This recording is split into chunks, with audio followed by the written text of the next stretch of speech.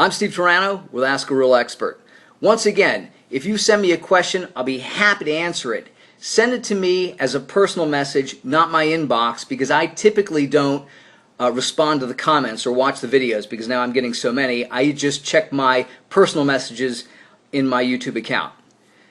Today I'm going to talk about bulking and cutting. And this is going to be a little more sophisticated video, and I hope I do a good job of explaining it to you so you can have the aha moment and understand the truth. For this to occur, you have to understand this. Engines are not 100% efficient with the fuel they are given. In other words, when you pour gasoline in an engine, it doesn't utilize or transfer all that fuel into motion.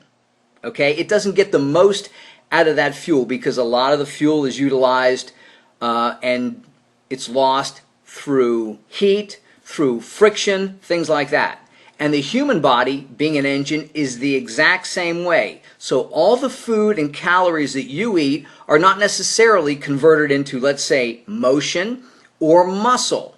There's a lot of other chemical reactions that are occurring. In other words, making ATP requires calories. The brain, the liver, skeletal muscles utilize a tremendous amount of these calories. There's also calories utilized to digest food.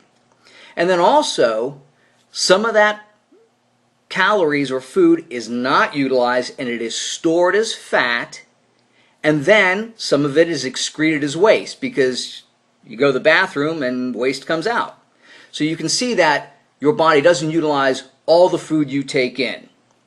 Now let's use some numbers. Let's say you have been lifting for years. I'm not talking about the guys who have just started lifting or getting back in shape, or the guys who just don't lift efficiently, effectively, or intensely. I'm talking about guys who've been lifting for years and they say, you know, Steve, I just can't get any bigger, but I notice when I eat more food, I pack on more muscle and I get bigger and stronger. But I also pack on some additional body fat. What gives? Hence the terms bulking and cutting. Well, let's use some simple numbers, and I hope I don't get confused, and that's why I'm telling you to take a piece of paper.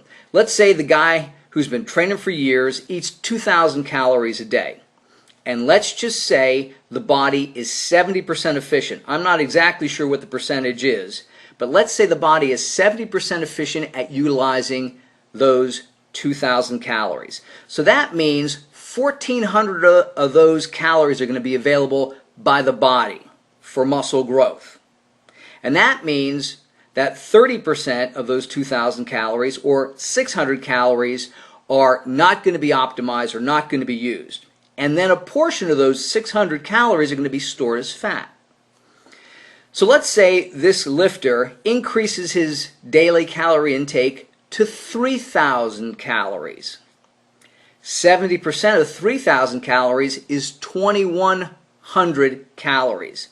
We had 1,400 originally, now we're at 2,100. So now we have 2,100 usable calories, 700 more calories that are available to build muscle. Great, wonderful. That's why we get bigger and stronger when we eat more. But then remember this. 30% are unused, so 30% of those 3,000 calories are 900 calories. They're not going to be used efficiently for muscle growth. And remember, a portion of that is stored as body fat.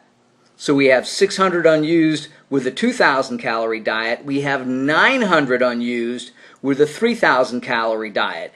And that's where additional body fat is stored. So that's the concepts of bulking and cutting. Yes, you eat more, so you've got more available calories to build muscle. The problem is you have a more available unused calories to store fat. So yes, you get bigger, but you do get a lot fatter.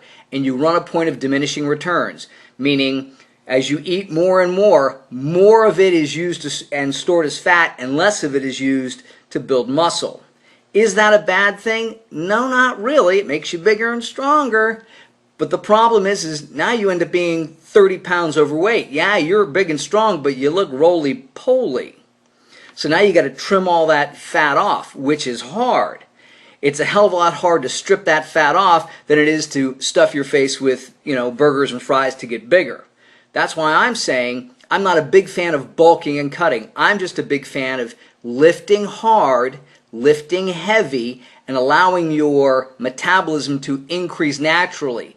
So like thirst, your metabolism will increase naturally and you'll go, man, I'm kind of hungry. It's 3 o'clock. I'm usually never hungry at 3 o'clock. Let me grab a tuna fish sandwich. So you eat clean, you eat healthy, and you begin to utilize those additional calories, those few additional calories that you eat, the 100, 200, 300 extra calories a day, to build muscle. And that way a smaller percentage of those unused calories lie around to, again, stick around as fat.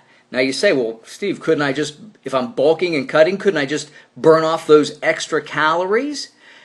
Man, who's got that kind of time? You're talking about tons and tons and tons of cardio. And you got to do hours and hours and hours of cardio to burn off, those extra calories. So that's why it's so much easier just to lift harder, lift heavier. That in and of itself will make you bigger and stronger.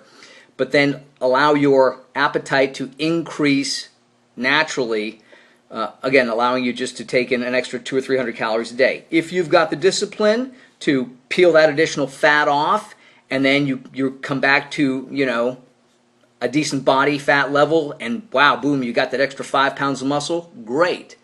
But if you don't want to look roly-poly, I'd just rather eat a little bit more, train a little bit harder, and put those 5 pounds on over a little longer period of time. Hope that wasn't too confusing. I'm Steve Turano. Train smart, train hard.